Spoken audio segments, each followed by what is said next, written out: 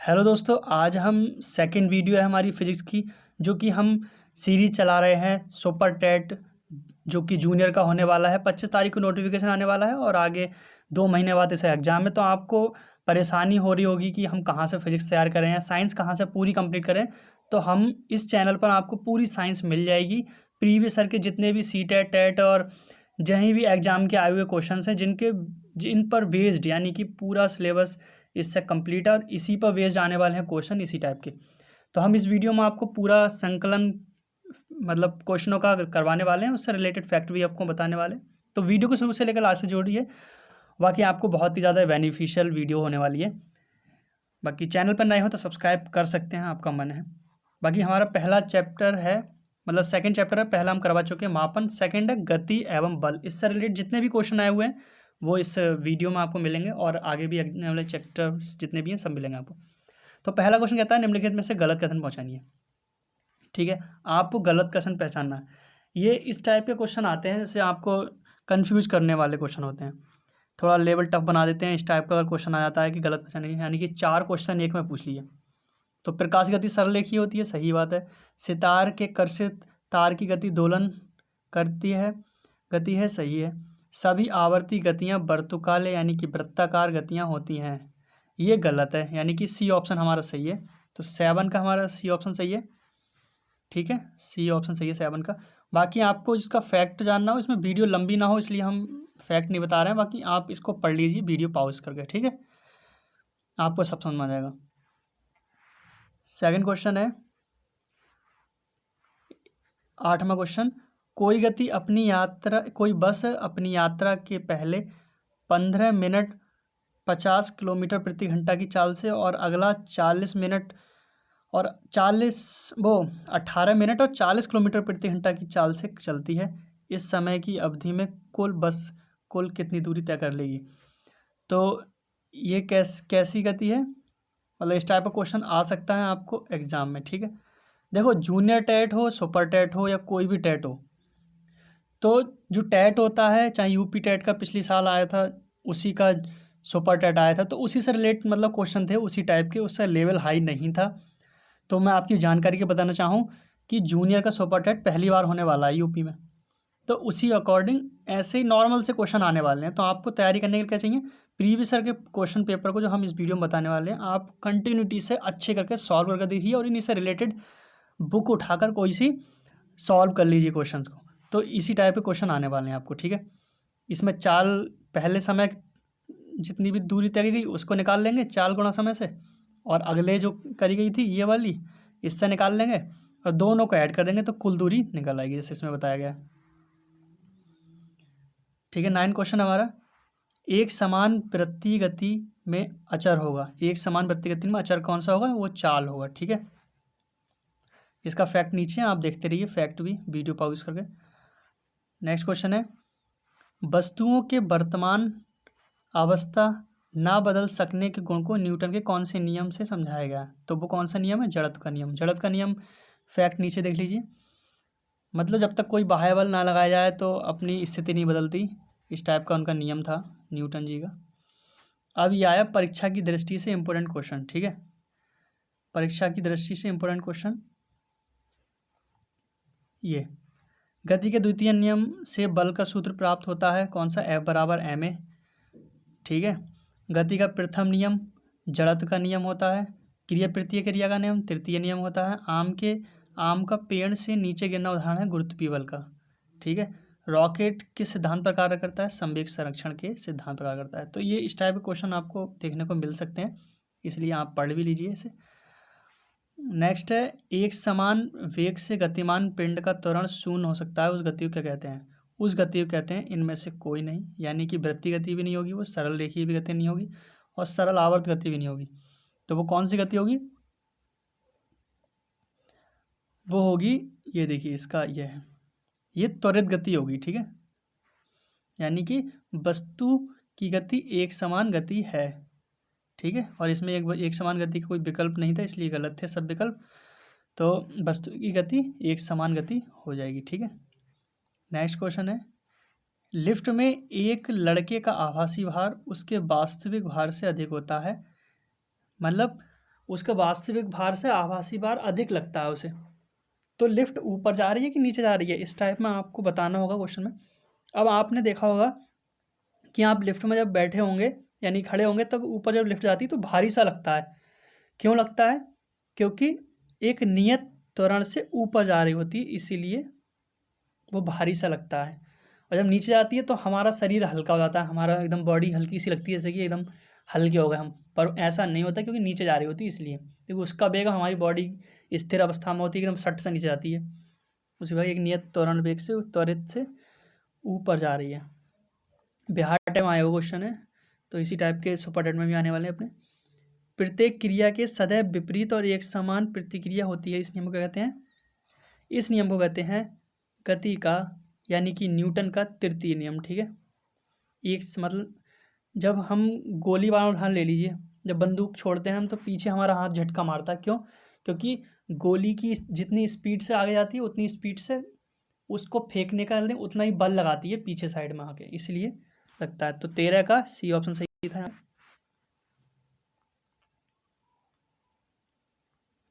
C option सही था। अब न्यूटन के 3 नियम दिए थे। पहला नियम क्या था?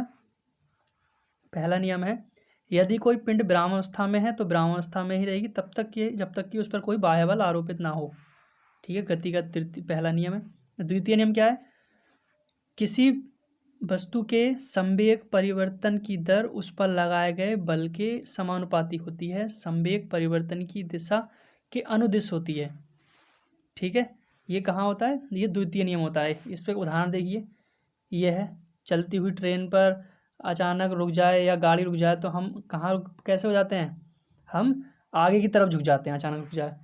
और अचानक चल जाती है गाड़ी तब हम पीछे की तरफ जाते हैं। ठीक है, और सेकंड नियम के अकॉर्डिंग क्या है?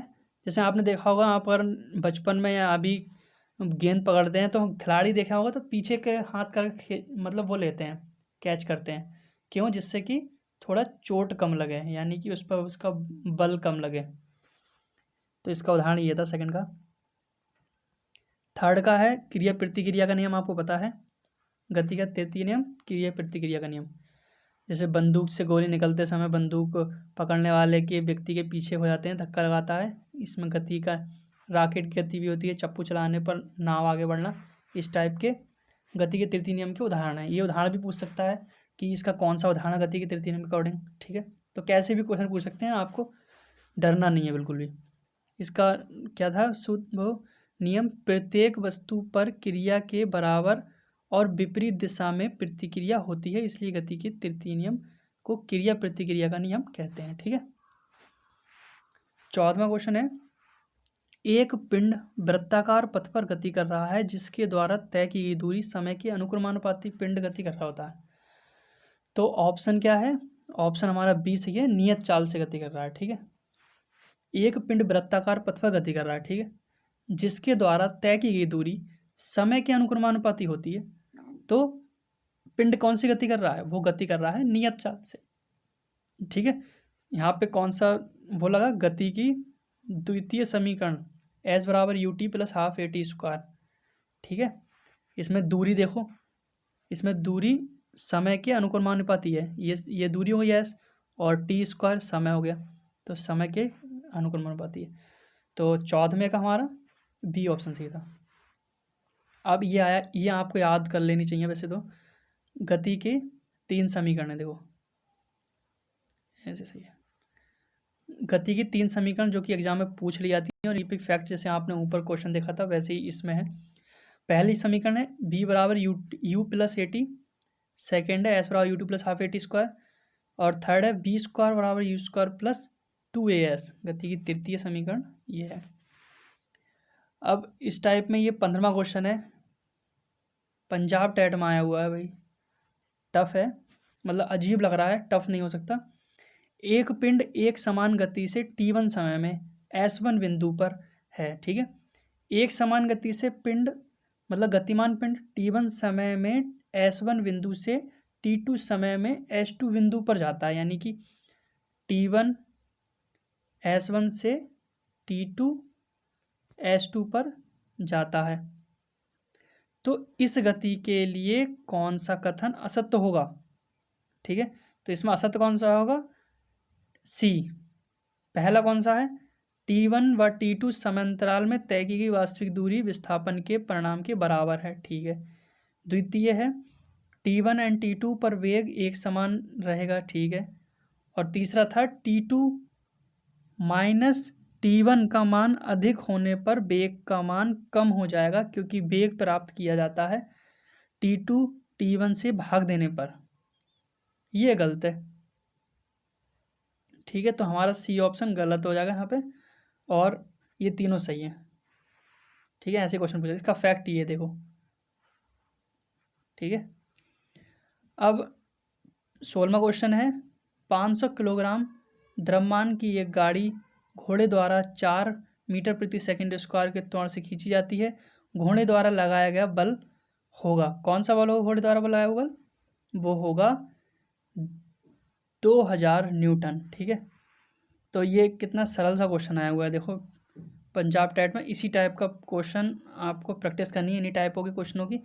तो जो आपको न्यूमेरिकल दे रहे हैं, तो उस टाइप के क्वेश्चनों की आप प्रैक्टिस कीजिए बहुत अच्छे से, और उसी टाइप के आपको क्वेश्चन भी देखने को मिलेंगे फिजिक्स में। डरने की कोई बात नहीं है, छोटे छोटे सूत्रों से सवाल होते हैं। F बराबर एम, जैसे आपको पता होगा। तो एम कितना हो गया? 500, और ए त्वरण यानी कि 4, तो 5, तो 2000 न्यूटन। अब अभिकेंद्र बल क्या होता है?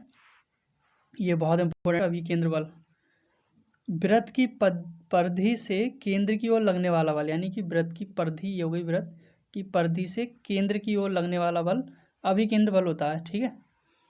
तो इसका ये फॉर्मूला ये है, F बराबर mu²/r, यानी कि द्रव्यमान इंटू अभिकेंद्र त्वरण। तो इसी सूत्र से आपसे कोई भी क्वेश्चन पुट कर सकता है एग्जाम में। जैसे उन्होंने कह दी F यानी कि बल क्या त्रिज्या के व्युत्क्रमानुपाती है, तो अब ये इस टाइप का उन्होंने फैक्ट बोलिए इसमें, तो अब है भाई व्युत्क्रमानुपाती के समानुपाती, क्योंकि F उल्टा है R से, ठीक है। या M के बराबर है तो है भाई, या U के समानुपाती है, वो सही बात है। तो इस टाइप में कोई सा भी फैक्ट बना कर आपसे क्वेश्चन पूछ सकता है, आपको बस तैयार रहना है कि आपकी बेसिक्स क्लियर हो। तो हम जो करवा रहे हैं आपको, अभिकेंद्रीय बल का उदाहरण क्या है? सड़क पर, कार का सड़क पर मुड़ना, यानी कि जब हम एकदम इधर से यू टर्न मारते हैं तो हमारी कार एकदम इस टाइप में बल लगाती है, बाहर के लिए बल लगा रही होती है, ठीक है, मतलब, ठीक है। और जैसे सूर्य का चारों ओर गिरह के घूमना, तो ये भी अभिकेंद्र बल के उदाहरण है। अपकेंद्र बल क्या होता है? अपकेंद्र बल उल्टा होता है, ये केंद्र से बाहर की तरफ बल लगता है इसका। अभिकेंद्र बल का केंद्र से बाहर की ओर बल लगता है, तो अपकेंद्र बल होता है वो। जैसे दूध से मक्खन निकालना और मशीन में कपड़े धुलना, वॉशिंग मशीन भी अपकेंद्र बल का एक उदाहरण है, ठीक है। 17वां क्वेश्चन है, गति के निम्न उदाहरणों में से किसमें तय की गई दूरी और विस्थापन के परिमाण बराबर हैं? डी ऑप्शन हमारा सही है, सीधी सड़क पर चलती हुई कार, ठीक है। गति के विभिन्न उदाहरणों में से किसमें तय की गई दूरी और विस्थापन के परिमाण बराबर हैं? तो हमारा डी ऑप्शन सही था यहाँ पे। विस्थापन एक सदिश राशि है, ये याद रखना भाई सब, और सीधी सड़क पर चलती हुई कार द्वारा तय की गई दूरी विस्थापन के परिणाम के बराबर होगी, ओके। इस टाइप के क्वेश्चन आपको तैयार करने हैं अच्छे से, और एग्जाम में अच्छे से अच्छे नंबर लाने हैं। 5 किलोग्राम द्रव्यमान का कोई पिंड किसी चिकने घर्षण रहित क्षैतिज पृष्ठ पर 10 मीटर प्रति सेकंड के नियत वेग से फिसल रहा है। इस पिंड को इसी वेग से गति करने के लिए आवश्यक है, ये कौन से वेग से? तो वो 50 न्यूटन के। अब वो कैसे होगा, ये आपको नीचे सॉल्यूशन मिल जाएगा, आप यूज करके देख लीजिए और समझ लीजिए, ठीक है। 19वां क्वेश्चन क्या कहता है? लोहे के एक ठोस आयताकार टुकड़े को किसी मेज के शीर्ष पर इसके फलकों को मेज को स्पर्श करते हुए रखा गया है। विभिन्न प्रणकोणों से लोहे का यह ठोस गुटका आरोपित करता है। यहाँ पे क्या होगा? भिन्न भिन्न बल एवं भिन्न भिन्न दाब, गलत होगा। भिन्न भिन्न वस्तु, भिन्न भिन्न बल परंतु समान दाब, ये तो गलत ही गलत है। और समान बल समान दाब, ये गलत है। इसमें डी सही है, समान बल परंतु भिन्न भिन्न दाब।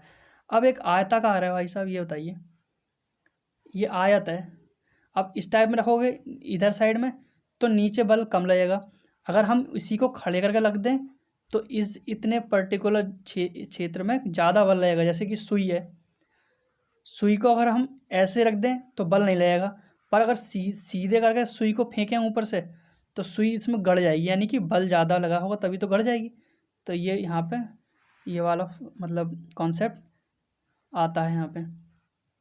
उस बल का चयन कीजिए जो अनुप्रयुक्त किए गए यानी के ढंग में अन्य से भिन्न है, तो वो घर्षण बल से भिन्न है।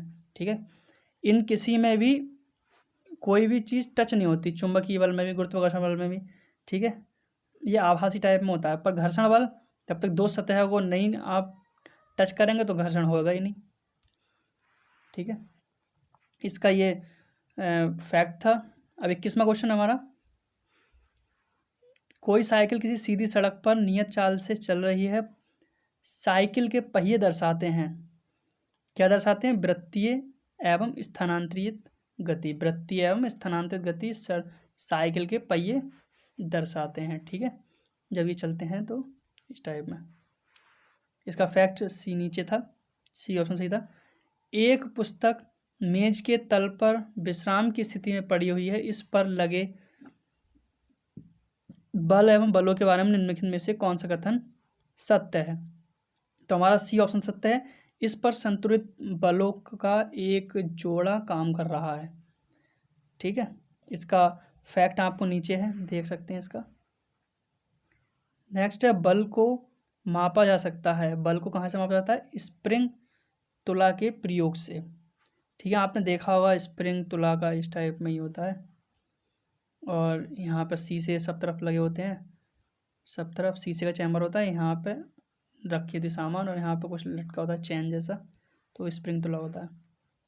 24वां क्वेश्चन है, 1 मीटर स्क्वायर क्षेत्रफल पर अभिलंब रूप में कार्य करने वाले 1 न्यूटन बल के लिए दाब होगा, तो वो कितना होगा? वो होगा 1 पास्कल। ये सूत्र है, दाब बराबर यानी कि P बराबर F/A, ये बल का सूत्र होता है, ये दाब का सूत्र होता है। यहाँ पे बल और यहाँ पर त्वरण है।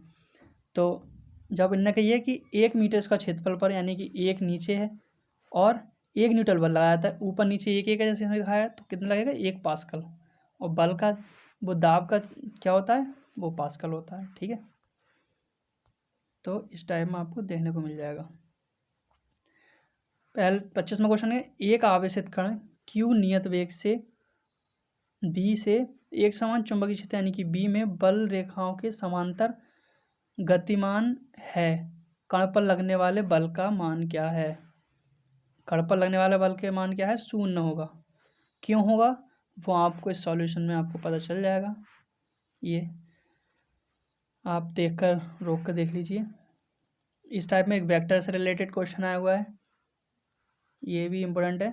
इस टाइप के बलों से मतलब आपको इस टाइप के न्यूमेरिकल को काफ़ी बार सॉल्व करना है, प्रीवियस सर के क्वेश्चनों को ही उठा के, क्योंकि उन्हीं से रिलेटेड है। उसी टाइप के क्वेश्चन आपको इस सुपर डेट में भी आपको देखने को मिलेंगे, वरना पढ़ कितना भी लो नॉर्मली क्वेश्चन आने वाले हैं।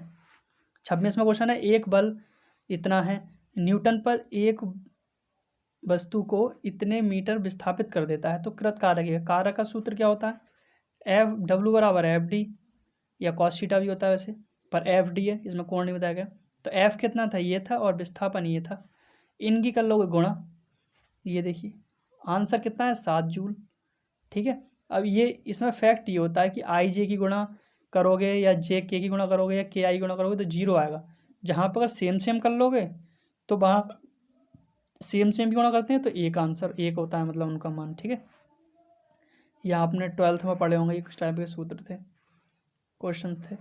ये क्वेश्चन देखिए, 2 किलोग्राम पिंड पर एक पिंड चिकने क्षैतिज तल पर 10 मीटर प्रति सेकंड के प्रारंभिक वेग से पूर्व दिशा में गतिमान है। पिंड पर 10 न्यूटन का एक समान बल उत्तर दिशा में कार्य करता है, तो 2 न्यूटन बाद पिंड का अंतिम वेग होगा। अब वो कितना होगा? वो इस टाइप में फिगर बनी हुई है, देखो। ठीक है, समझ लो और इस टाइप के सवालों को याद मतलब प्रैक्टिस कर लीजिए काफ़ी तरीके से। और ये देखो, इसका पूरा सॉल्यूशन आपको देखने को मिल जाएगा, पूरा सॉल्यूशन ये। ठीक है, 28वां क्वेश्चन कहता है पदार्थ के आवेश और वेग के अनुपात में कौन सी भौतिक राशि प्राप्त की जाती है? तो वो द्रव्यमान की जाती है। ठीक है, जिसमें क्या कहिए, पदार्थ के संवेग, ठीक है, और वेग के अनुपात, से कौन सी राशि प्राप्त होती है? तो कौन सी? द्रव्यमान प्राप्त होती है। यानी कि देखो P बराबर एम बी है। अब किसका अनुपात कहिए? संवेग और बी का, यानी कि बी इधर आएगा तो P upon B equal to क्या रह जाएगा? यहाँ पे एम रह जाएगा। तो क्या प्राप्त होता है? एम प्राप्त होता है, यानी कि द्रव्यमान प्राप्त होता है। इस टाइप का होता है। अब ये देखो, ये आया है न्यूमेरिकल, सीटेट में आया हुआ है जूनियर लेवल। तो इसी टाइप के क्वेश्चन आपको जूनियर लेवल के सुपर टेट में ही मिलेंगे। ठीक है, तो इसमें कौन सा विकल्प सही है? 9.6 किलोमीटर प्रति घंटा। इसे यूज करके और कॉपी पर नोट करके अच्छे से पढ़ लीजिए। ठीक है, अब ये देखिए, दाब है। दाब का क्या है? एकांक क्षेत्रफल पर लगने वाले अविलंबवत बल को दाब कहते हैं। एकांक क्षेत्रफल पर लगने वाले अविलंबवत बल को, ठीक है, लंबवत बल को दाब कहते हैं। दाब का SI मात्रक होता है पास्कल। 1 पास्कल कितना होता है? 1 पास्कल बराबर न्यूटन प्रति मीटर स्क्वायर होता है इसका सूत्र भी। ठीक है, कई सूत्र होते हैं। SI पद्धति में दाब का मात्रक पास्कल और 1 पास्कल होता है, या 1 न्यूटन प्रति मीटर स्क्वायर। दाब का MKS में क्या होता है? न्यूटन प्रति मीटर स्क्वायर, जो बताया था ऊपर। अब जल का घनत्व कितना होता है? 1000 किलोग्राम, यानी कि kg अपॉन मीटर क्यूब। और वहीं पारे घनत्व कितना होता है? इतना होता है। कितना? जल का कितना था? 1000 था, और पारे कितना था? 13600। ठीक है, इस टाइप में आपको अच्छे से पढ़ना है, ठीक करके। इसी तभी जूनियर लेवल निकलेगा। वैकेंसी बहुत कम है। प्रीवियस क्वेश्चन को, पेपर को लगाओगे, उन्हीं टाइप से अपने आगे की रणनीति बनाओगे, तभी पेपर निकलने वाला है, वरना नहीं निकलेगा। काफ़ी मेहनत करनी पड़ती है। इस बार बच्चों ने काफ़ी पढ़ाई की है, क्योंकि लॉकडाउन पड़ा था, इसलिए कट ऑफ तुमने देखी होगी CGL VGL की काफ़ी ज़्यादा हो रही है। तो इसमें भी कंपटीशन बहुत तगड़ा होने वाला है। 10 से 12 लाख तो फॉर्म ही पड़ जाएगा। किसी वस्तु के घनत्व तथा 4 डिग्री सेल्सियस पर जल के घनत्व के अनुपात को उस वस्तु का आपेक्षिक घनत्व कहते हैं। इम्पोर्टेंट परिभाषा है ये। किसी वस्तु के घनत्व और 4 डिग्री सेल्सियस ताप पर जल के घनत्व के अनुपात को क्या कहते हैं? आपेक्षिक घनत्व कहते हैं। इंपॉर्टेंट, मोस्ट, इससे क्वेश्चन पूछ सकते हैं। आपेक्षिक घनत्व को हाइड्रोमीटर से मापते हैं। ये इन दोनों में से एक क्वेश्चन जरूर बन सकता है। आपेक्षिक घनत्व से पूछ सकता है, या आपेक्षिक घनत्व को काय से मापते हैं? तो हाइड्रोमीटर से मापते हैं। 4 डिग्री सेल्सियस पर पानी घनत्व के अधिकतम और न्यूनतम मान होता है। ठीक है, अब ये फैक्ट पूछ सकता है आपसे कि उन्होंने पूछा कि 4 डिग्री सेल्सियस ताप पर, यानी कि 4 डिग्री सेल्सियस ताप पर जल का घनत्व होगा, अधिकतम होगा, समान रहेगा, ज़्यादा होगा, कम होगा, क्या होगा? तो अधिकतम होता है। और आयतन क्या होता है उसमें पूछ लिया उन्होंने, तो न्यूनतम होता है। ठीक है, 4 डिग्री सेल्सियस अधिकतम और आयतन न्यूनतम होता है। इसमें क्या, जब कोई वस्तु किसी द्रव में पूर्णतः आंशिक रूप से डूबी जाती है तो भार में कमी प्रतीत होती है। भार पर आभासी कमी उस वस्तु द्वारा हटाए गए द्रव के भार के बराबर होता है। इसको क्या कहते हैं? इसे कहते हैं आर्किमिडीज का सिद्धांत। यहाँ आपको याद होना चाहिए, इससे कई क्वेश्चन बन जाते हैं आर्किमिडीज के सिद्धांत से। जैसे नाव का उदाहरण हो गया, नाव क्यों तैरती रहती है और सुई क्यों डूब जाती है? तो ये आर्किमिडीज सिद्धांत सही है। अब ये सूत्र है, द्रव का दाब P और द्रव स्तंभ की ऊंचाई h है, तो द्रव के घनत्व D है, और गुरुत्वीय त्वरण G पर निर्भर करता है। ठीक है, उसने कही द्रव का दाब इतने इतने लोगों पर, मतलब इतनी इतनी यूनिटों पर निर्भर करता है। तो कैसे करता है? P है जो कि दाब है, काय पर निर्भर करता है? H पर, D घनत्व पर, और G गुरुत्वीय त्वरण पर। तो इन पर, और इसी से ही फैक्ट भी पूछ सकता है, न्यूमेरिकल भी हो सकता है, कुछ भी पूछ सकता है वो। तो आपको पूरी तरीके से तैयार रहना चाहिए हर चीज़ को देखते हुए। ठीक है, तो हम पहुंच गए थे द्रव के गुण एवं दाब व उत्प्लवन पर, उत्प्लवन बल जो है। तो ये नेक्स्ट चैप्टर है। तो हमारा ये वाला चैप्टर कंप्लीट हो चुका, जो कि 29वें क्वेश्चन नंबर तक था। जो हमने पूरा आपको बताया, ठीक है। ये गति का नियम जो था, गति एवं बल, ये ठीक है, ये हो गया पूरा चैप्टर। तो आपको हमारी वीडियो कैसी लगी कमेंट बॉक्स में ज़रूर बताएंगे आप। और इससे पहले हमने मापन चैप्टर का वीडियो दे चुके हैं, और ये बल, गति एवं बल का हो गया। नेक्स्ट होगा जो हमने नीचे आपको बताया था, उत्प्लवन बल और ये सब चीज़ें बल, तो वो भी आपको वीडियो देख लेनी है। वो हम कल या परसों अपलोड कर देंगे अपने चैनल पर। यानी कि हर चैप्टर की वीडियो आपको मिल जाएगी, एक चैप्टर एक वीडियो, यानी कि 12-15 चैप्टर हैं, तो टोटल 12-15 वीडियो में फिजिक्स आपको ख़त्म हो जाएगी। छोटी छोटी मिनट की वीडियो में वो 10 मिनट की थी, ये 25 मिनट की हो चुकी, क्योंकि हमने इसमें फैक्ट भी बताए थे आपको। बाकी वीडियो कैसे लगी कमेंट बॉक्स में जरूर बताइए, और चैनल पर जुड़े रहिए, आपकी सुपर टेट जूनियर की हम तैयारी करवा देंगे। बाकी मिलते हैं हमारे नेक्स्ट वीडियो में, और वीडियो को लाइक ज़रूर करना अगर मेरी मेहनत लगी हो या आपको कुछ सही लगा हो। कमी हो तो आप बताइए कमेंट बॉक्स में, हम उस कमी को सुधारने की कोशिश करेंगे। मिलते हैं नेक्स्ट वीडियो में।